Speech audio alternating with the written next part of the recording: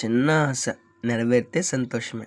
గమనించాలి, దేవుడు నాకు అనుగ్రహించిన సంఘమును దైవ సేవకునిగా దేవుని భయములో భక్తిలో పెంచుతూ సంఘమంతయు దేవుణ్ణి తెలుసుకొని రక్షణ మారు మనసును పొందుకొని జీవితం అంతయు అనగా చివరి క్షణం వరకు పరిశుద్ధంగా నీతిగా యథార్థంగా జీవిస్తూ రక్షణను కాపాడుకుంటూ సంఘమంతయు మరణం తర్వాత శ్రేష్టమైన పరలోక రాజ్యమును పొందుకొని యుగయుగాలు సంతోషంగా ఆనందంగా జీవించాలి అన్నదే నా యొక్క ఆశ.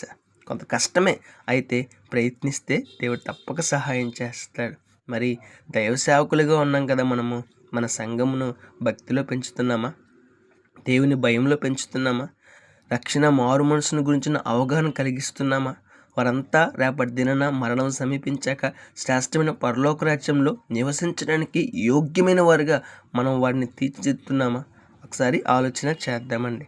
దైవ సేవకునికి సంఘం అనేది ఒక బాధ్యత, ఒక కుటుంబం. మరి మనం ఎలా జీవిస్తున్నాం?